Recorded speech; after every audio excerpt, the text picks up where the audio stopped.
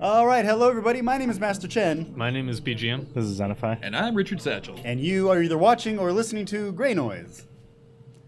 All right, everybody, welcome to Greynoise. This is episode 160 of the podcast with all of us on it currently, right? BGM just got to a session IPA brew, I believe. So we're here. We're in it to win it. Anyway, all right, it is 7:30, so we are at the Sin Shop like every Friday night, 1075 American Pacific Drive, Suite C in Henderson, Nevada. We are still the Las Vegas Valley hackerspace. I won't say anything about Crux, but I can't help it. I can't help it. Anyway, for more information on the shop, go to sinshop.org, and for information on the meetups and what we do here, 3D printing, lockpicking is coming up.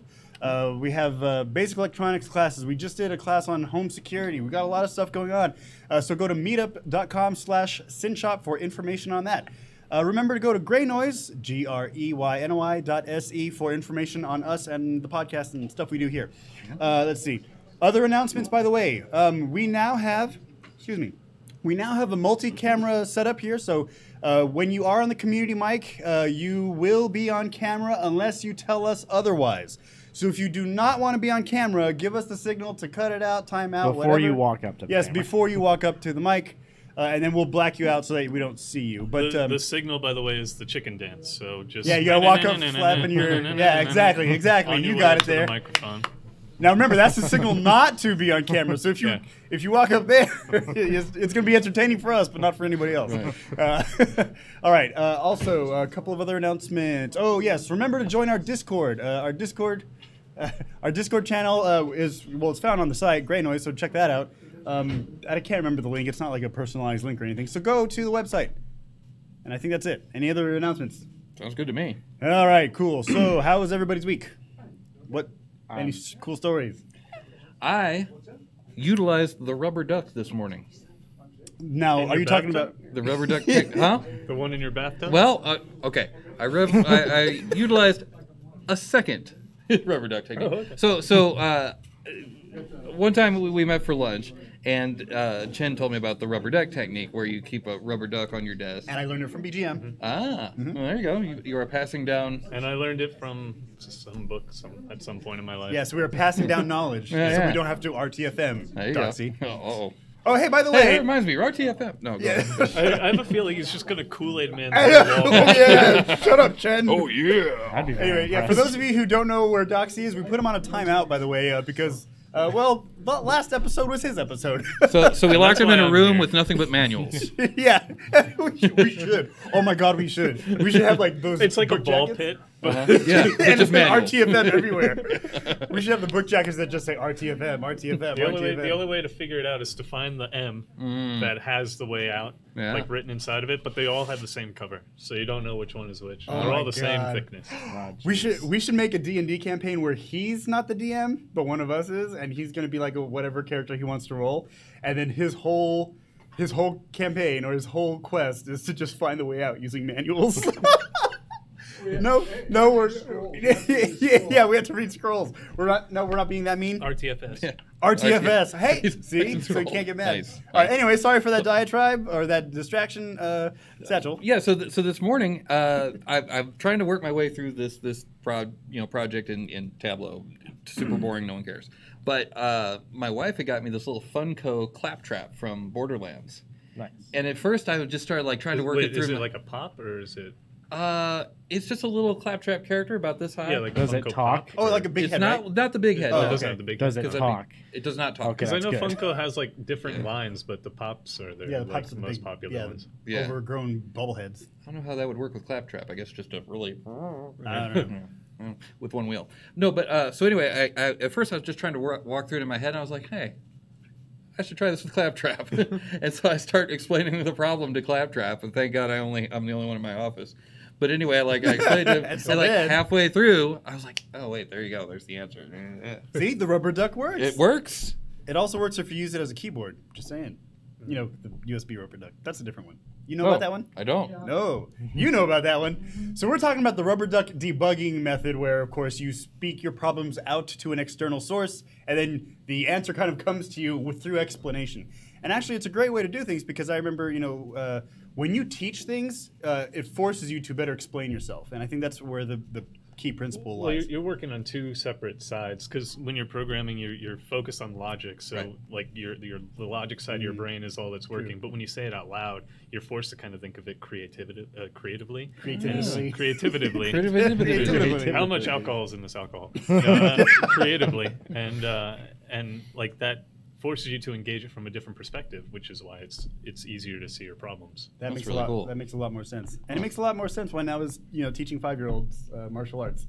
You got to do it this. Oh, that's why it works. Anyway, yeah. So it's a great technique all around. So Yeah. glad that it's of service to you. Yeah, there, absolutely. Yeah, worked well. Satchel. Okay, so you guys have any stories this week? No, my week was boring. All right. Nah, Okay, so well, I mean, no, nothing. It was just boring. Xanify, you're killing me. I had a week just like that, actually. Yeah. Okay, now there were a couple of BGM. Did you want to say anything about your week?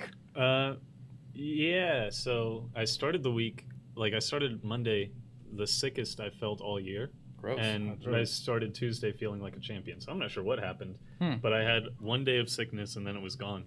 It just passed. That's nice. Wow, It it's was like one of really those- weird. Did you have a hot toddy? Those help. No, but I did have hot tea with honey. So Oh, so the only thing you were missing is like lemon It's and the whiskey. alcohol, yeah. Yeah. all right. also, is that a Baldur's Gate board game over there? That's amazing. BGM, the gamer, is Remember when distracted. I had the LAN center in my garage Oh, back yeah. when we were in high school? With and the we CRT used to monitors? play Baldur's Gate too. Okay, In that our yeah. garage. All right. We had I knew I tables set up. remembered. We had tables set up just like this, but We had, they like, were CRT monitors. The monitors. towers were at the side. A lot of computers that were given to us from the high school because they just had spare parts. Yeah, Oh, wow. we set up that LAN party. It was crazy. And then That's gonna be cool. there was a time when your dog sneezed and hit yeah. the power strip and turned off the entire LAN. The power button Wow. on the power Yeah, on strip. the power strip, yeah. Everything shut off. We're Wow. like, what happened? What the hell just happened? And, like, he's and then, looking up, and like, then, and then licking my his dog lips, like, Puck what? comes out from under the table and she's like licking his nose. I'm like, oh, that's what that noise was. I heard him sneeze, but it didn't register until I saw him. Oh, wow. Yeah, so that was it wasn't a computer bug. It was like a computer dog. Yeah. Like, sorry. Yeah, I stretch. have to de-dog my LAN center. Yeah, man, those were fun times. We were like 15 at the time. Yeah, it's high school. Holy shit. Yeah, that's anyway. Memory lane. Okay. Well, I'm glad you're feeling a lot better, BGM. Yeah.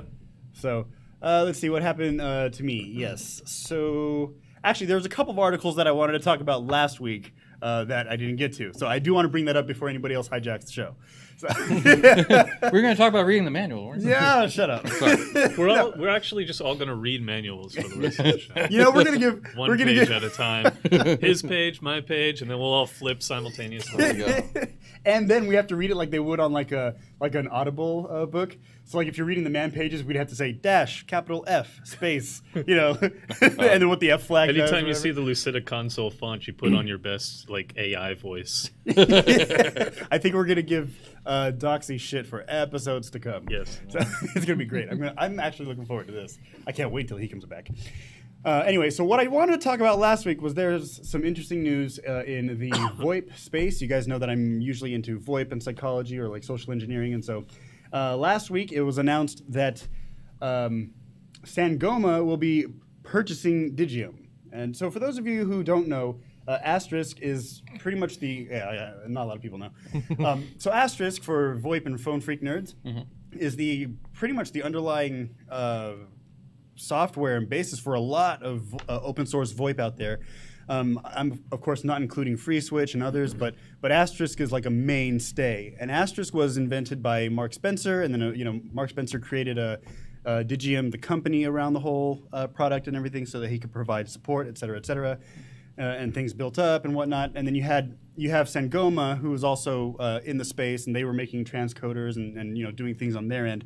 And so Sangoma's been kind of like this Pac-Man coming from this side of the screen. Yeah, exactly. Yeah. First they bought FreePBX, and so now FreePBX is part of Sangoma. And now Sangoma has purchased Digium, or at least they're in the process of purchasing Digium. And so a lot of old phone freaks that I know, well, not a lot, maybe a couple, but they were kind of weary about the whole purchasing thing because, of course, now you have these different aspects of the field that are kind of just coming up under one roof. Does that help you or hurt you? I don't know. We'll soon find out. But I did tweet out about the whole thing. I was like, hashtag asterisk, hashtag VoIP, hashtag free PBX. And I got a response back from a representative of free PBX. And of course, they basically did the FAQ equivalent of let me Google that for you. And so, Oh, man. yeah, I know. So so talk about RTFM, right? Okay, I get it. I should have Googled it, I guess. Wow.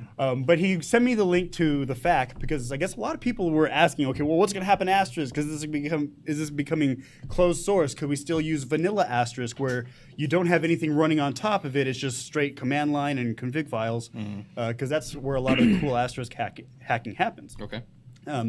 And so I got this FAQ linked to me by some representative over at Free PBX, and basically all of the answers were no. Like, will Asterisk be discontinued? No. Will it be closed source? No. Will support for Asterisk be dropped? No. Like, and so they were talking about constantly keeping the idea of open source in mind and keeping it open and still a community project. So. Does that happen with acquisitions that they make an open source product closed source? I mean, Wouldn't sometimes. that like burn it to the ground? That happens more often. Well, than you would think. look at what how Google integrates or how Facebook integrates a lot of their acquisitions. You know, they start Oh off yeah, as I was totally gonna buy the Oculus before. Right, but see, Facebook, so you and have I Oh, was this- Facebook bought it? Yeah. Oh, Yeah, fuck that. it happens more often than you would think. right. So you have this you have this platform. It's bought by big company. Now there's a couple of things that could happen with acquisitions like this. They could reverse engineer the code. Well, I mean, it's open source, so they could just take it, dismantle it, integrate it into other products that they have, and that's a lot of the times what happens. And Well, the way companies become big companies is they start selling things that they're not producing, such as user data. And so when they acquire the software, they try to say they take it apart and they're like, okay, now where can we get user data and user usages so we can sell it off to the highest bidder? And that's why they close the source. right now, I don't think that's going to happen to Asterisk. At least, I hope not. I really, really hope not. Do any like major enterprises use Asterisk? Yes, quite a few of them actually. As far as Because your I know like there are the big companies like Cisco and Avaya and stuff like that. But Yes. do any of them still use like free PBX and Asterisk? well, okay, Asterisk is on the back end of a lot of things, not just like free PBX, but other. I mean, there are things that are now not defunct. Is it defunct? Is that the right word? Like they're no longer in production, so deprecated. Yeah. Yeah, obsolete, deprecated. Obsolete, Like Trixbox is no longer a thing. I like I don't the word think. defunct. They removed the funk. I don't think Elastics is still a thing. But these were all Asterisk based, and they were all like all of your major software PBXs, especially for companies like office buildings, doctors' offices, lawyers, whatnot. That's all Asterisk on the back end. Anyway, we'll continue this in just a second. We have Community Mike, and remember, you are on camera unless you don't want to be. I can be now, so that's the important thing. Especially Sweet. since I got doxxed last week. So, That's Doxy's fault. that's No. right. So hey, Muffins here. I just wanted to point out the what happened to Java. Java was, that nice open source project from Oh, the yeah, Sun. their licensing It went was all haywire. purchased by Oracle, who has closed the source, and now you have to pay a license for it if you're a corporation. So this is typically what will happen is that they will buy it. They'll say, "Oh, we're going to keep it open source," and then the business case falls apart, and then they make it closed source, and then it goes off into proprietary land. So this may be any sort of consolidation of capabilities like this, where they are the dominant force. They have economic forces that will push them towards taking it closed source or making it proprietary in some way, so other people can't just take their work and reuse it. Right, and that is what I'm afraid of because again, I've been using Asterisk for a long time. I might have to start learning FreeSwitch now, or other types of VoIP stuff. But there's not a lot out there, is what I'm saying. Like again, Asterisk is a big backbone of the entire like open source free platform infrastructure. So, well, just real quick, before when he was talking about how a company will take something closed source, that's not necessarily always bad. Like I'm thinking of the case of Get the fuck out! No, I'm kidding. I'm No, kidding. no, no. Here's I'm what kidding. I'm I'm kidding. getting at. Like you take something like Fusion 360. It's free for the hobbyist, but they charge if you're making money off of it. I mean, that kind of makes sense. Yeah, I can Then see you have like the home gamers. They can learn on it, and then as they grow up, they're already used to it, so they. I always Right. wondered how software like Handbrake makes money. Oh yeah, the CD burning. Yeah, well, it's ISO burning and re-encoding. Yeah. It's re-encoding and Yeah, everything. it too. You can convert re-encode anything videos. to But, everything. yeah, I can take any media, re-encode it. Yeah. yes. It's fantastic, and they've never charged any money for it. And as far as and I think it's open source. I'm not 100% sure, Yeah. but Right. I always wondered like how does that company make money? Like Yeah, no kidding. Community Mike. So probably the best model out there I would like to see for Asterix is probably the Red Hat model, where they actually yes. have Red Hat, Yes. and then they have Fedora And CentOS. and CentOS, and so phone systems, phone deployments, phone update, maintenance takes a lot of support, and so you can sell that support like Red Hat's support is sold, and that's their main business model. And then they have a free version of it, Fedora. Yeah, that would probably make a lot of sense for this company to do, just because there is a lot of support model to phone deployments and upkeep. Right. Yeah. Right. And of course, Digium also has their own hardware Right. equipment. So like you can buy not like a Polycom phone, you can buy a Digium phone. So with this purchase, they also have purchased the hardware, of course. But I like their ATAs. Their ATAs Really? are extremely nice, and Okay. they work, and you plug them in, and then that's you configure them, and they go. Maybe I should check that out because the only ATAs I've used were like Linksys and Cisco. So with them having their hooks into the hardware part of it, you could also do sort of the whole, we'll give you the razor and sell you the blades thing. Right. Yeah, and that kind of model is great because if they continue down that path to where you have an open source side and a higher scale side, that's pretty much what it is. Because open source side, you are probably looking at somebody that's maybe hanging 100, 150 clients off of it, and if you're going into some enterprise level experience, you're going to be hanging tens of thousands of clients off of it. Right. But yeah, their ATAs, I've never had one of their phones, but their ATAs work really well and they're really easy to set up. So Nice. I mean, I guess the best thing that I could hope for personally, like being in the industry, but also being a hobbyist before having it like professionally involved in my life, is I do hope that they do go for the Red Hat model. I think at this point, because I mean the acquisition's already going to happen, so at this point I think that's the best that I can hope for is that they do have the free software, but then the paid support. Well, especially since no one wants to pay their own support guys. Everybody would rather. yeah, everybody pay wants a contractor contractor to show up and fix Yeah. it, and somebody they can yell at and belittle. Yeah. Yeah. Yeah.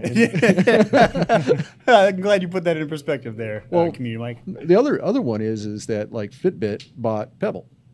Right. And after 2 years and them advancing their hardware selection, they've decided to start a app store. Yes, that is true. I do have a Fitbit on me right now, and they haven't. Now they've, and I'm using this as an example for like maybe a future case of the whole asterisk. Like a prediction. Like if we look into my crystal ball, right? Look That's into my on crystal Fitbit. Yeah, exactly. Yeah. So yes, they do have an app store now with a couple of apps, and it's built off of the JavaScript platform. So like it's JavaScript and XML, and like you have these sensors and everything, and it's touchscreen. We've talked about it a long time ago, but the battery is still 4 days, like the way the Pebble was. The weakness right now that I see with Fitbit is that either I don't know if the Pebble developers have just forgot that they still can develop apps, or if they just chose not to go to this platform, because I haven't seen as much app development as we were seeing with Pebble. Yeah, they're actually trying to boost that. It looks like last month or so they've been going, hey, it's available. Here's our IPA. IPA? You know what I'm saying. I've had too many of those. Yeah, API. They're sessionables. API. Weren't you developing? As soon as you Your said that, I couldn't remember what the sessionable actual is one was. I expired. don't It's like- either. It's like I said it. I go, I don't know what it is. Yeah, but they're Dev trying kit, to it's, increase that to where they can bring it back online, and I think they want to do that because it's actually going to draw people if you can have customized, watch face, that kind of Yeah, stuff. and It's- like if you guys peruse my Instagram at Chenbox, if you peruse my Instagram a while ago, you saw that I was like working with watch faces to to get my logo there on the screen. And the development features, they're not. It's not hard to get into the development space. Like they make it very easy. The SDK is browser based actually, so you connect your Fitbit to your local network, wireless. It gets its own IP address with or without the phone, and then you can just push your apps to the watch. Oh, that's kind of cool. Yeah, a little scary, sure, whatever, but but I mean, like the way to integrate apps into your watch directly is very very easy. So it hasn't been difficult. But yes, of course there are security concerns. I kind of wonder if there's less apps because people were wondering if the Fitbit was going to hang around. Like, such and such bought Pebble, and so I don't know if I really want to develop for this. They might just say screw it and go Android or something. I don't know. Well, I mean, you could probably do that if it was a small company buying another small company, but Fitbit is very well known, and like they have a staple in the fitness space, right? So, as a developer, I wouldn't maybe fear it that way, but I see what you're saying. I don't see it with Fitbit. I think they had to come up with, they had to run through the marketing of it because Fitbit was just in the fitness business. Yes, and they had to come up with like, how are we going to interest our clients in this, having these other features. That makes sense. I think it took them time to be able to get their heads around how they're going to tell people and find out, what people were receptive to. And so what mattered, a lot of things that they don't let you do on the new Fitbit is anything that interrupts how efficient it is or how well it tracks your data. So they want that. They want the core of the Fitbit to stay what it is, which is an activity tracker. A fitness tracker, yeah. So plus Fitbit was also experiencing competition from surprising locations. What do you mean? Like Garmin.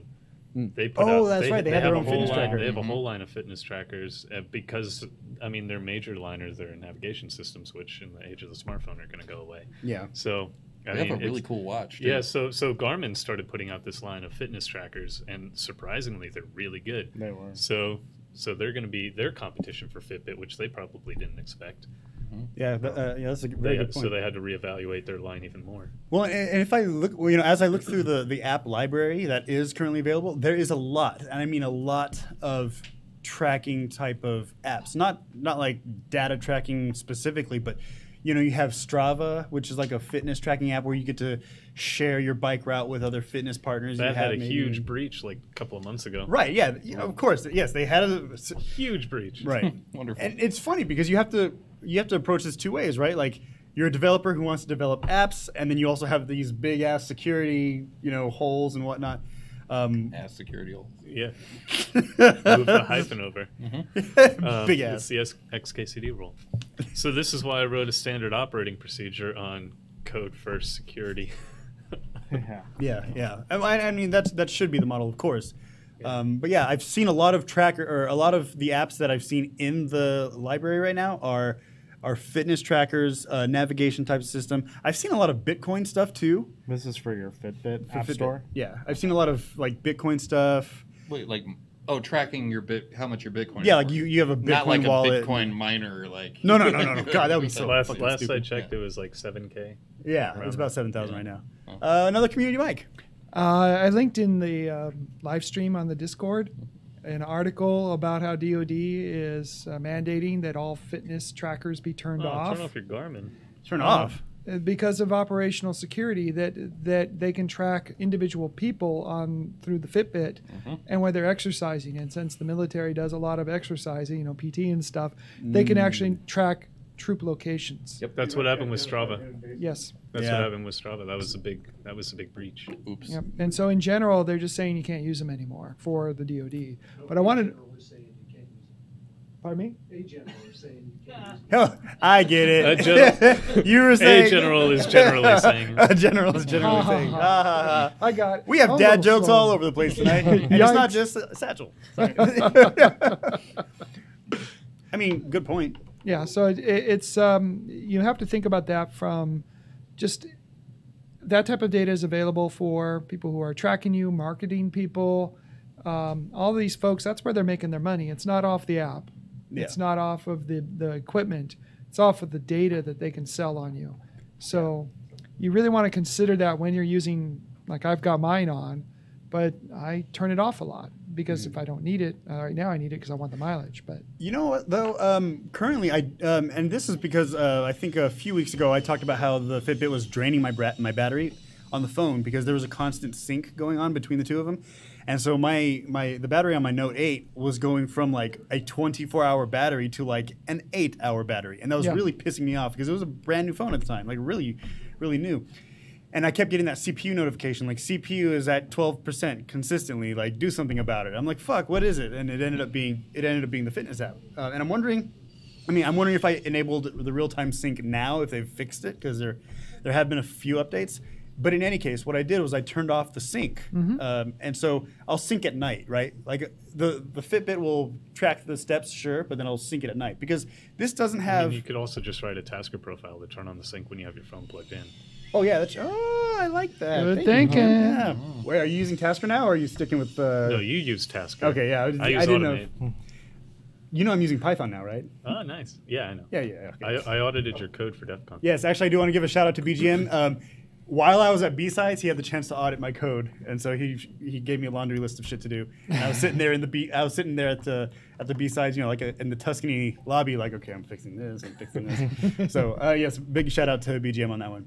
But yeah, so like I haven't turned on real-time sync, so maybe that's a step in the right direction. I don't know. I mean, I look at it from the physical security standpoint. That's my big thing. And so when you are trying to track when you're not away from your home or when you're away from your home, that type of data is going to give somebody with predictive or prescriptive analytics a tremendous amount of information about your behaviors, and they'll be able to determine the most vulnerable points in your life when it's payday and you probably have money and it might be in your house, and we know he's going to be gone because in general he's been gone during that time. So as the operational security threat becomes more sophisticated, I think that you'll see more and more of these data driven crimes than you will, the more like, hey, he's not home, let's go to his house. right. Thank you. Sorry there, Muffins. I looked down at the channel and then I tried to do a touch screen thing and then one thing leads to another. I think I might have almost deleted the channel. Welcome Anyway, to Four Dudes on Their Computers. Apologies. Anyway, so everybody brings up good points. I mean, we started this whole thing with Asterisk, right? I think, again, my only concern is that I do wish that certain platforms that I've been using for a very long time, I just hope that they stay open source. Like, can you imagine, I don't know, Linux after years and years of open source, just all of a sudden, like the entire space, which, again, I know this will never happen, but I mean, hypothetically, they buy all the distros and they buy, and they close it off. That's you as, using Linux from a teenager to professional career, and then all of a sudden it's gone as far as open source development. The biggest thing that I'm wondering, as far as Asterisk is concerned, is the quality of the manuals. I can't wait until Doxy listens to this fucking episode. He won't. I know he won't. Anyway, He says so he does, but nah. yeah, that was my big thing from last week that I wanted to talk about, and now I get to talk about it. So Well, you got to talk about it. Well, I got to talk about So anyway, that's all I wanted to say. I hope Asterisk stays open source. I would really love them even to use, like what was suggested, the Red Hat model of support and open source. But Satchel, didn't you have something to talk about from last week? Why, as a matter of fact, I did. Oh, wait, from last week? Or from now? I did whatever. have something from earlier today. That's pretty much last week. I mean, all told. I know. If you talk about the news cycle, shit, 5 minutes the ago week is old. starts when we start the podcast. Oh. So that So was then, yeah, last from last anything week. before the podcast is last week. So, a lot of people who watch the show are no doubt aware that the FCC kind of not a fan of net neutrality. I don't know if you're aware of that, VGM, or not, but they don't care for it. Really? It's true. What? VGM did a whole thing on it a few weeks ago. At any rate, so apparently weeks ago. today, huh? Did I say a few weeks ago? Yeah. It was like 4 months ago. It was around there. It was many minutes. A few weeks. It was like 10 minutes. Yeah. 5 days, 3 seconds. I feel like we're in the Rent musical right now. I don't know. Oh, what? I don't understand. I don't get that reference. Don't get the Wait, are you rest. talking about Somebody did. 500, Anyway, somebody did. 600 All right. minutes, right? Yeah. Somebody did somewhere. How do you measure No. a Stop, year? Stop. Okay, Stop. so anyway, the court. You has- said musical. You said musical. I did. That I song did. is terrible. I didn't say I like it. I just for some even reason know even it. when those kids sang it at like the Oscars, I was like, "Oh, those kids are great," but that song choice is terrible. What's your favorite? Okay. Side note. No, go ahead, What is go your what is your favorite musical BGM? Phantom of the Opera. Ooh, yeah, that's very good. I Okay. don't watch musicals. No, it's that's really good. Book of Mormon was good. Book of Mormon was good. I actually saw The King and I That was good too. with Yul Brynner I did not see the one with Yul Brynner. because. No, I was really, really young, and it was close to his last show. How Really young. old are you? Yeah. 5 or something. He's gonna pull out his stone tablet and show us the dates. Yeah, yeah. Oh, yeah. No, I got it right here on the scroll. I also like Dr. Horrible sing along blog. That's a good musical. Ooh, Yeah. that's really good too. Yeah. Nice. Okay, sorry. Go ahead, Satchel. All right, then.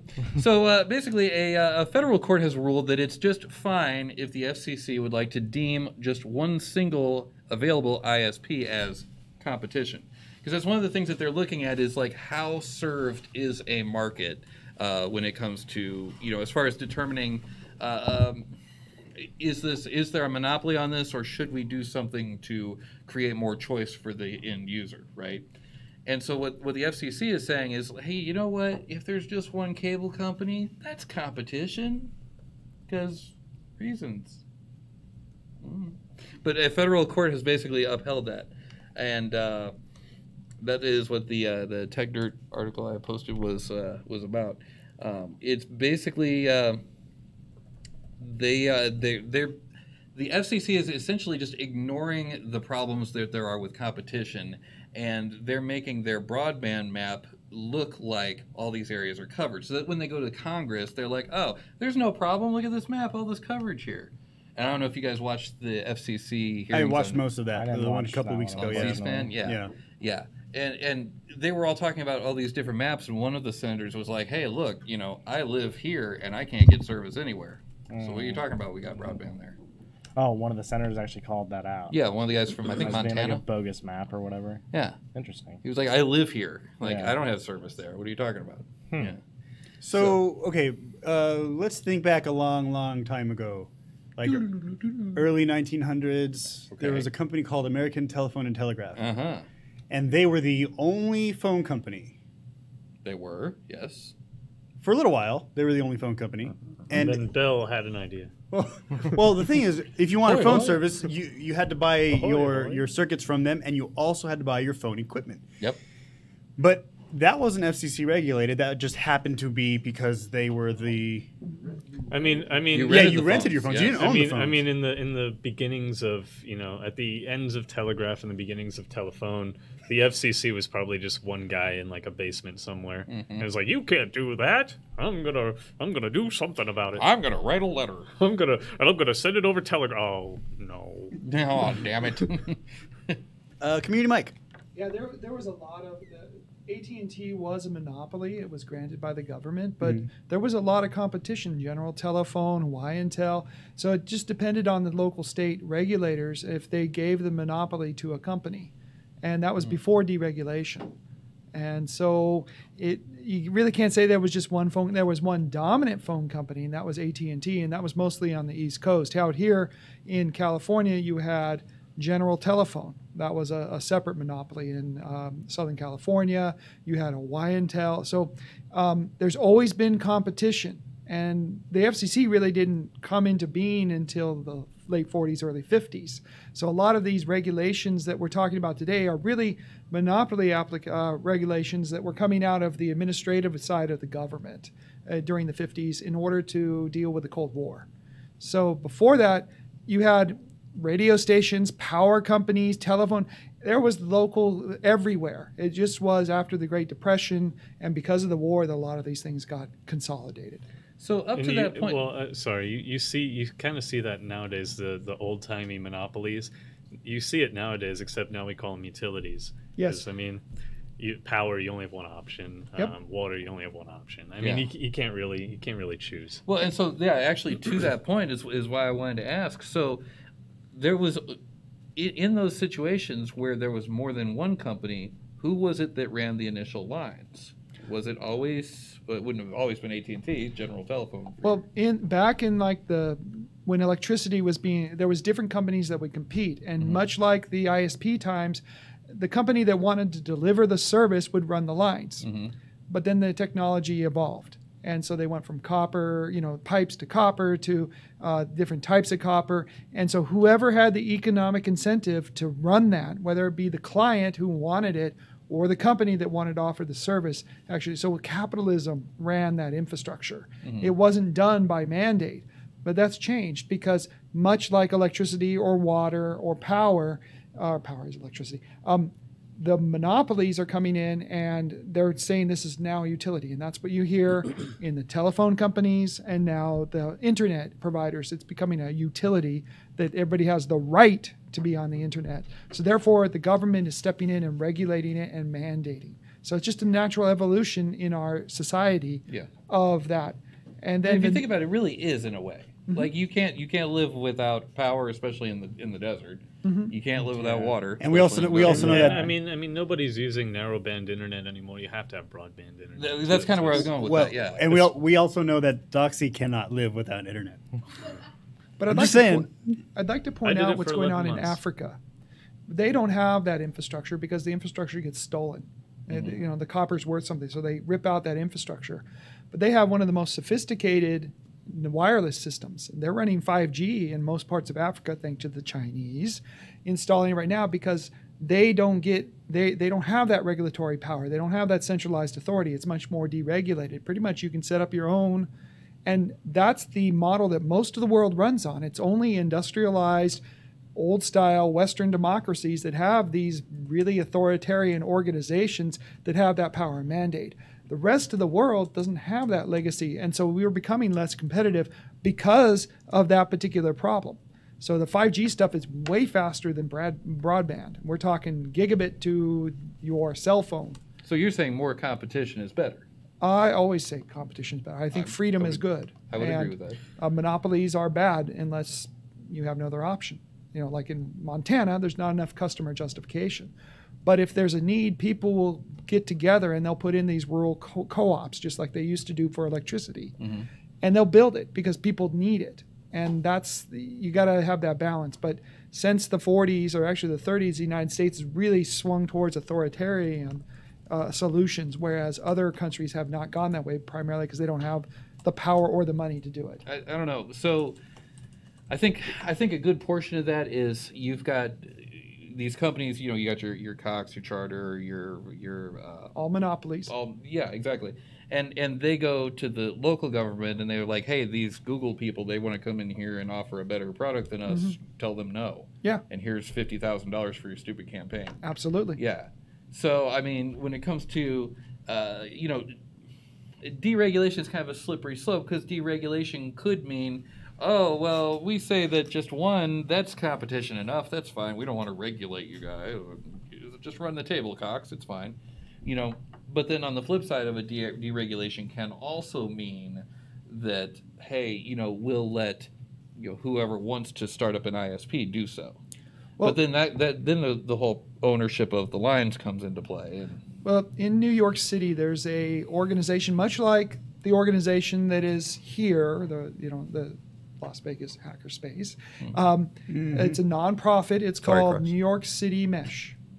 And what they're doing is they're building a full infrastructure that is all mesh and distributed that you just join that gives you internet access without going through the last mile. You don't go through Time Warner, which is the dominant one in New York City. And it's because they're dominant and New York City is so regulated and it's so hard because of the unions to get lines pulled that they are building mesh networks that are community sponsored to hook everything up. So if you check it out, are we allowed to do a call out or can you just look it up on Google? I don't know. You tell me. They're not a sponsor of ours, but yeah. No, you can look it up. It's New York City Mesh, okay? And there are also a lot of municipal ISPs too. Yes. Around the nation. Well, now there's some places though that at the behest of like your Cox and Charter and all those guys are actually making it illegal for municipalities That's to set up correct. their own. Yeah. What was it? Somewhere in Kentucky or something like that.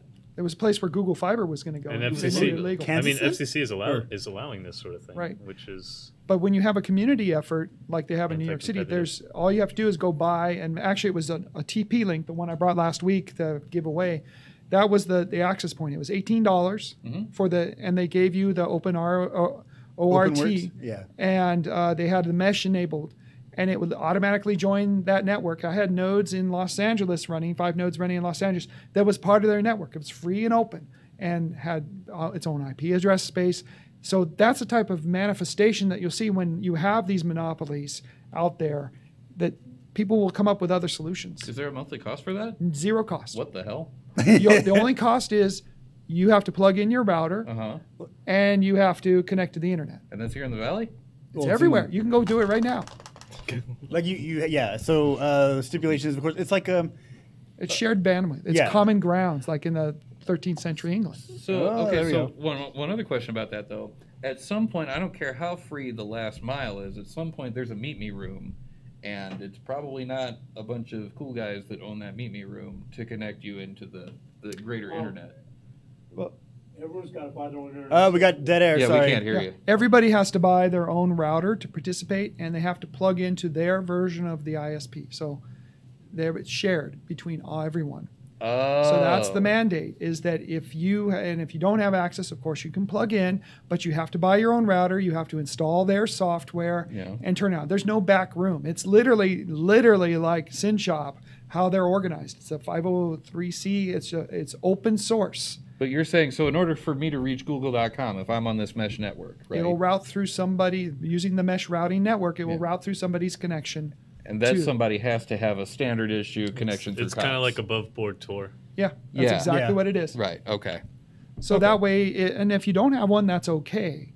But, it's like anything. Communism. Well, I like to think of it as which I'm cool with. it's capitalism. Well, It's really So what you're allowed- saying is hackers are finding a way. Absolutely, and that's what'll happen. Hackers win, folks. I posted a link in the live stream channel if anybody's interested, but it details this effort back in 1991 to make America the first fiber optic company. Yeah. And they paid ISPs, a collective of that's ISPs, in today's money, what would be like $500 billion, Yeah. over $500 billion, to make this infrastructure, and that money disappeared. Yeah. Nobody knows where it went. Yep. Damn. And so it's if you want to go down that rabbit hole, there's a lot of like evidence, and this guy Bruce Kushnick wrote a book about it that's free online. I'll post a link to the free book if you really want to go into it. But it's really interesting when you look at where we could have been today Oh, yeah. versus where we are. Yeah, or Korea, or Ireland, some parts of Ireland. Well, that's because I imagine a place like, and this is kind of an offshoot of what I was saying Imagine. before. Oh, never mind. Sorry, I'm in a singing mood. Go ahead, continue. That's kind of an offshoot of what I was like, kind of getting, on the edge of when we were talking earlier about regulation. Because on one hand, you've got, I would imagine if China gives out a bunch of money to someone and says, "Hey, you're going to go and lay a fiber network," and they don't go and lay a fiber network, Somebody's going to die. That's what I'm saying. Yeah, somebody's dying. Yes. Somebody's going to be put in the ground. And here, those people, like the execs, whoever's in charge at the time, they like, oh, 500 billion. I'll just put that in my pocket, and we don't have anything. Well, the interesting thing is the ISPs. I was reading parts of. I was reading pretty much a summary from the guy who wrote the book, Okay. and he said that he worked as a senior telecom analyst Okay. at the time, and he saw the cost models, and they were projecting like 9 times the cost of what it actually would have been, just to throw a number at the government. And the Okay. government didn't blink. They're like, okay. Here, have some money. I can imagine like laser cut numbers, like 1, 0, and just throwing them at government officials. This is going to cost $500 billion. the government like didn't five. blink. It just bounced off and 5, and then like a million zeros. became after. a dollar sign. They're like, yeah, I got that. You're making it rain. Anyway. So why in the world? This is something I always wondered. If they, and especially now that you said that, BGM, because if they shot a price that was 9 times more than they actually needed, right? And the government was like, yeah, here you go. Why didn't they just build it? Why didn't they just do it? So that's Yeah. part of that. That definitely is in the part that I didn't read yet. Where's my Yeah, tinfoil? yeah, yeah. Tinfoil hat. But from what I can glean in this summary, Hang on. it went Good. into things like AT&T pulled a bait and switch with their Uverse. I'm just going to read it verbatim. It says AT&T pulled a bait and switch and deployed Uverse over aging copper wires with a, quote, fiber node within half mile from the location. So, like, they... So, like... This one, by the way. This guy. Nice. This one, DEF CON. Nice. So, yeah. So, like, they built it, but they didn't actually do anything. They just utilized what was already there. Wow. And it's kind of like what we have now with like the gigabit internet that we have available to us here. It's really like it's the DOCSIS 3.1 specification where you have like you have gigabit download, but you have like 10 megabits upload. Yeah. You know, like you're not really getting that fiber optic speed. Right. You know, I don't know. There's this whole thing. I linked the book. I linked the actual book in the live stream chat. If anybody wants to read it, it's free. I'll read it. Interesting.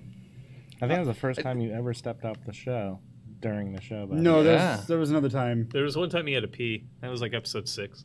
that one doesn't count. That was with the other name too. That we don't, the name we don't speak of.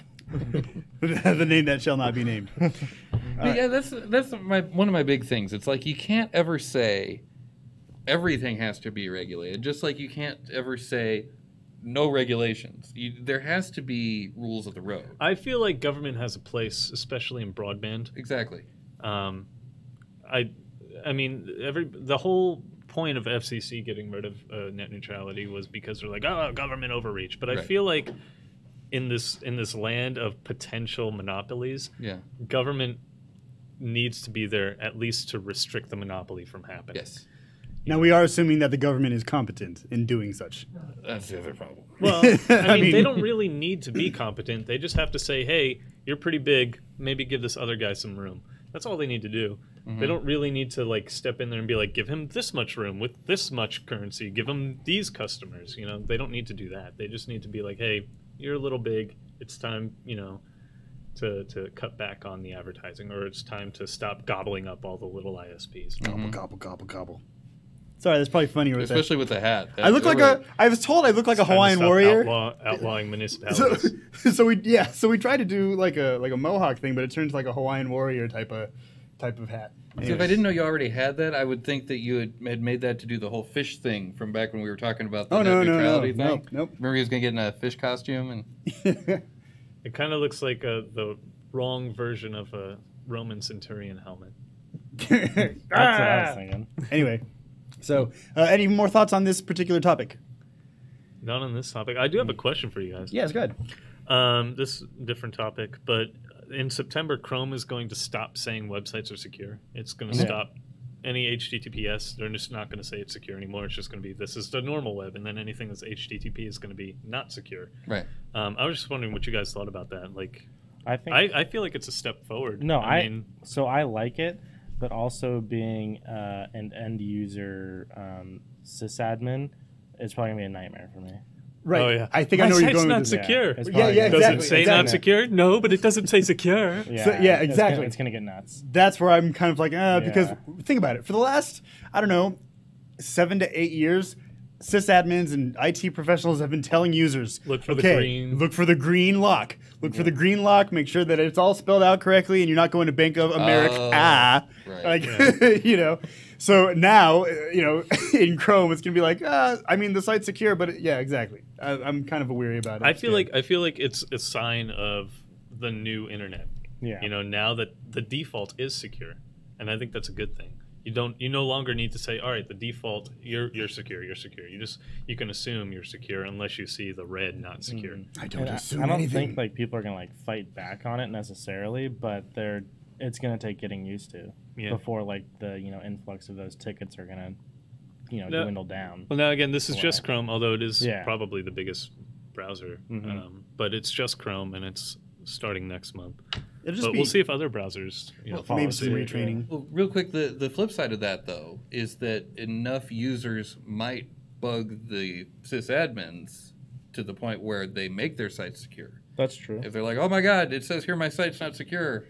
Oh, yeah. That's the other side I of think things. that's what they're trying to do. My guess is Chrome's going to have, at least for another 2 years, a flag in the Chrome flags where you can just re-enable the secure notification on the address bar. A new add-on. So there will be a notification if the site is unsecure. Yeah, Right. Yeah, right. but nothing if it is secure. And so Firefox announced today that they're going to prevent third-party tracking on their browser by default. Yeah. So if anything that's put on there, it basically blocks anything that isn't from the domain you're going to. So if you're going Bank of America and there's some third-party app that's on there, some advertisement, it can't put a tracker on you. Well, how does that affect outclicks? Like when you click a link and it's like whatever .out/ and then, and then it like has this long session token and then it has the URL that you're going to. Does it disable something like that? Or? I believe it does, yeah. Okay. But it's on by default, which is good. Unlike a lot of browsers is don't track me is only on by default if you're in privacy mode. I feel like anything that's not private should be opt out, not opt in. Right, right. And so they're definitely heading that way. Or everything that's private should be opt out. I figured that's Any privacy setting should be opt out. Yeah. But so you load a browser, now you can't get to your favorite site because it's got all these warnings popping up. And so what do you do? Yeah. I get yelled at for my pie hole being very restrictive. Anyway. Yeah, it's like, turn it off. I'm like, why? We're being protected. Doesn't want you to go there. Don't go there. Yeah, exactly. Tinfoil hack. Are you cool with the mic? All right. Or yeah. So, are you guys familiar with the idea of a warrant canary? Yeah. Yes. Yeah. So I like the idea of highlighting when sites are insecure over when sites are secure, but I'm worried that kind of could become a problem because of the situation of something like the warrant canary, right? Like the warrant canary lets you know when something goes away due to a legal order. Or what if Google gets legal order not warning that sites are, saying they can't tell if some sites are insecure. The secure flag is nice because they can't be ordered to, say no, a site is secure when it's not. Yeah. But they can be told, don't warn if something is insecure. And I wonder how they're going to handle mixed transport. Like if you go to an HTTPS site, all right, secure. But what if it's loading images from an HTTP content management system? What's it going to do there? Yeah. Does it block it by default? Is it going to replace it with a banner saying this thing is not secure? And then at the end of it all, do you end up like being so annoyed by your security that you're like, screw it, and turn it off? Do you get like a yellow lock that's like kind of secure? Just sounds like I don't know if there's a middle ground. more stuff for us to explore in the future. All right, so that brings us to what will be the lightning round in just a second. Actually, which way do you want to do this? Do you want to do the lightning round first? Yeah, let's do All that. right, let's do the lightning round first. All right. So lightning round. For those of you who do not know what the lightning round is, we are going to zdnet.com. Wait. Sorry, it's zdnet.com/topic/security. We are going to read some of the top headlines and give you our tweet's length of an opinion. And as long as I could remember, it's never been an actual tweet's length. No. So why the fuck do I say it? I don't know. Sorry, Crux. Oh, thank you. Speaking of which, Yes. Crux wanted, he actually sent me a signal, so I know it's important. So he wanted me to do a couple of things, add to the announcements. First announcement, the Sin Shop is doing a donation drive to replace the bandsaw. So if you want to donate and help us along, remember we are a 501c3. That is the Sin Shop, not Greynoise, but the Sin Shop is a 501c3. So anything you do donate can be tax deductible if if you want a receipt and you do your taxes properly. So go to sinshop.org/donate. Again, we do need a bandsaw for the back room there. I know you only see a little bit, but there's a whole shitload of stuff going on back there. So again, go to sinshop.org/donate. We are looking for a new bandsaw. And we do also want to thank Charlie X for donating $100. Thank you very much, sir. We do greatly appreciate that. So that was a late coming announcement, but there we go. So thank you again. I wonder if that's Charlie XCX. I don't know. Anyway. Probably not. That's a singer. Yeah. Oh, okay. Yeah, Well, yeah. probably not him. By the No. way, this is hot. It's like It's probably not him. I You feel like could take my, it off. my brain is a baked potato. We didn't mandate you to wear that. No, I just thought it was very important that I wear it when we were talking about the FCC. There's no government overreach here. I think yeah. you should leave it on. It is covering That's whatever his hair is doing. Yeah. yeah, let's leave it on. Yeah, you're right. Hey, we needed hats, right? I got a hat. Finally. Shut up. All right, guys. All right. So again, the lightning round is what is usually not a tweet's length. Let's see if we could maybe keep it a tweet's length at one time. Probably not. No, probably not. All right. So remember when we do these headlines from zdnet.com/security or /topic/security. I apologize. We want you to do your own research and do your own, come up with your own opinion. We don't want to tell you what to think, just how to research. We want to tell you how to research. That's right. Did we right? do that? I think so. Okay. All right.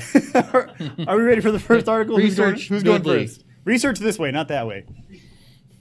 Who wants to go first? Or whatever I'll works. go first. All right, Zenify is going first. Here we go. Why is Google selling potentially compromised Chinese security keys? I feel like you can ignore anything with a question mark in the headline. I would What agree I with that. immediately thought of when I saw that was, why is Google as like an autocomplete? Like there's so many whys behind Google. I don't fucking know why they're doing what they're doing. Why It's is Google this? Why is Google that? All right. Yeah. Yeah.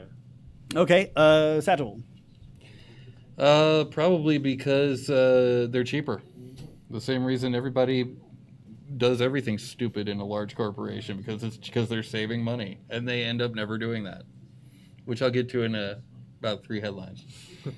Yeah, okay, I'll see that in a second. Yeah. All right, next article. Now, this one's going to be interesting because I might die soon. Troll-killing internet software, Trollic, arrives. I guess. I might die soon I because see I'm a troll. see a lot of buzzwords in that. I know, right? description there. Yeah. Troll-killing, Oh, yeah, troll killing, fearmonger. blockchain-based ID storage Bingo. with end-to-end encryption. I didn't even read the tagline. Damn.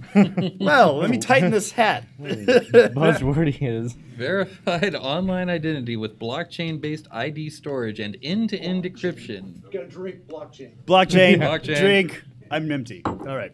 Thoughts? You got anything? Or? Oh no, that's what I was saying. I was like, so- holy buzzwordy. Like all it's doing is saying that it has a system to verify that accounts are real accounts tied to real people. So this is the best thing that's going to happen to Tinder. Yeah. Okay. Blockchain Tinder. Verify your ID by a blockchain. Anyway, sorry. It's coming. Good. Well, no pun intended. I mean, all that has to happen. All that has to happen is Facebook needs to adopt this technology. Did you say Facebook? Facebook. Maybe. Oh, okay. I Maybe. don't Who knows? I like Facebook. Roll the tape back. Let's see what I said. know. We are going to create a new book. It's going to be a space book. Oh, God. All right. I'll get off Nobody that. wants your space. Book. All right, next one. Cracking ransomware. Ransom Warrior. Victims can now retrieve files for free. Oh, that's an ad. Never mind. Yay, decryption. I feel like when most people read that title, they might think, "Oh, I could crack, or I could get help retrieving all my files for free if I got ransom locked from somewhere." Yeah, so they're going to be like, I But guess this I is don't need to back this up is a anymore. Specific piece of ransomware that a security breacher found a crack for, which happens. It's But a it's not all the ransomware. it's a variant. It's a strain, Yeah. if you will. Honestly, I feel like most ransomware is like the littlest effort anybody can do. They probably just have a Trojan that pops up a notepad that says you've been compromised, send 1 Bitcoin to this address or all your files go away. Like, and it does absolutely nothing. Yeah. But I mean, they put it's like that thing where the guy sent out a letter to all the people saying, I know what you did, send money to here, and they just to sent money. see if they send money. Make it And- go away. Make yeah, it go away. And how much did he get? I don't. Oh, this is an old Japanese thing. Yeah, I don't know. Like, it was it's a parable. It might not even be true. Oh, gotcha. But I think it is true, but anyway. Yeah, it was like rainbow tables for ransomware. Yeah, there you go. Rainbow crack. Yeah. yeah. Okay, next one. Former Qualys exec charged with insider trading after protecting brothers from financial loss. I can't believe Qualys would do that. They're so cute. I thought They just live in went trees public. and eat eucalyptus. You know, I can't believe they would do that. Did I read? I'd read that right. Yeah, Qualys. yeah. Okay, yeah. I could have. Oh, Qualys. was it? Qualys was the ones- oh my god! It took a while to get through the hat. Sorry, sorry. Go ahead, Zenify. I thought Qualys recently went public, didn't they? Or who was that? Well, they have to be public for insider trading. Yeah, that's what I thought. I don't know. Maybe I'm getting my companies mixed up. So I find this like a really like worrying trend with a lot of companies that have online presence, which is pretty much every company, that they're aware of a breach or something that's happening, and they let everyone else know before the public knows. And we saw this with Equifax. And name any other company that's on the chopping block. How are they not being cited for fraud? How are there no fraud charges on any of this? Because they know the prosecutor. Like Qualys was charged with insider trading. Great. What about Equifax? All of those people should have been charged with insider trading. What about them? What about them, BGM? Don't worry about it. All right, let's make this the last article, everybody. All right. Bitfee. Is it Bitfee or Bitfi? That's the McAfee. It's Jeff. Shut the fuck up. I'll fight you. I'll put hands on you, Chin. I'll put hands on you, Chin. Anyway, I can't wait till he listens. I'm going to make him listen to this episode. Anyway, all right. Just stare at him like this while he listens to it for the whole hour. While he listens to the whole thing. Just... Did you hear that part? Did you hear that part? I need that face. Did you hear it? All right, Bitfee, because that's how I'm going to be pronouncing it. We'll go with it. Bitfee finally gives up claim that cryptocurrency wallet is unhackable. Huh. It turns out a computer system is hackable. Huh. Wasn't that the one that McAfee was defending? Yeah, it's unhackable. Yeah. Yeah. No. Right, the second he said that, it just... Rule number 1 of the internet. Don't believe anything you hear on the internet. Rule number 2 of the internet, nothing is unhackable. That quote was by Abraham Lincoln, right? Yeah. That's what I thought. Yeah. I saw it on Wikipedia. I learned something today. Yeah. And the second quote, nothing is unhackable? Yeah. Jean-Luc Picard. Ah. Knew it. Learn another thing. Wow, I didn't know those guys had internet. That's cool. Yeah. Well, I knew the second one had internet. I didn't know the first one had internet. Yeah, the second Was one there definitely internet had. in Star Trek? There had to be. I Come on, there had to be. I didn't see no Google searching in 7 seasons. That's all I'm saying. That's a good point. That's a good point. If they had internet, They had Star Search look, with Ed McMahon. if things Yeah, were I remember that show. unhackable, all of us in this fucking room would be out of the job. Okay, let's just put it out there. Nothing is unhackable. That is Okay, fine. That is a marketing term that you should never believe Absolutely. anywhere. That's like saying, I can kick anybody's ass in this bar. Because you're going to find somebody that'll immediately kick your ass. Or like, you should read the fucking manual, Doxy. Yeah, It's kind of like that. kind of like. No, it's not really, but Not really. I just wanted to say that. Don't spell it out, man. Just shorten it. RTFM. Yeah, Yeah, RTFM, yeah. rants that friends make. That was the That title. was pretty good. That's the title That- of last week's episode. Oh, okay, all right. I was like, you just came up with that. Rants huh? that friends make. RTFM. Yeah. Doxy, I'm going to push this into your face. Anyway. Huh. Well, Hey, man. I'm not judging. Put hands on it. Put hands on it. He wants to put hands on me. I'm going to put his Ah. hand in my face. I mean, I'm going to put my hand in his face. I got to take this Just thing stop off. talking. Yeah. Wow, you showed him. I did. Okay, now, before we end the show, because usually, you know, the end of the lightning round is the end of the show. Yes. We have another announcement. Tonight's full of announcements. BGM? Well, let's see. I started on this show like 5 years ago, 5 issues. When did we start the show? We started in 2014, October. Yeah. No. Okay. So 4 years. And it's been like a really long and great ride since then. But I am announcing that I'm stepping down as a host after tonight's show. I'm no longer going to be hosting any shows. Pull out the pitchforks, guys. Yeah. It's just it's kind of like I missed like the last months of shows too, and I always knew that my life was gonna go on while the show just kind of stays, and I've just gotten busier and busier, and I can't do the shows on Fridays. I can't give up my Friday nights anymore. So this is my last show. As far as the future of the show, I feel like after Lab Fox left, there was a vacancy that wasn't quite filled. And, you know, it's hard for a woman in this industry to get anywhere. And I feel like the parody on this show needs to skew a little bit more towards the diverse. And there needs to be another woman's voice on this show. Something that, you know, the female listeners, the women listeners can tune in and relate to, and because it's really hard for a woman to get by in this industry. So I feel like it's important to me that the show has that diversity, and I feel like it's important for the show as well, the future of the show as well. So I hope that my seat is filled by a woman at some point. And I mean, I just wanted to say goodbye to everybody. Thank you for coming to this show. It's been fun. I'll still be in Discord every once in a while if you want to chat. So that's the announcement.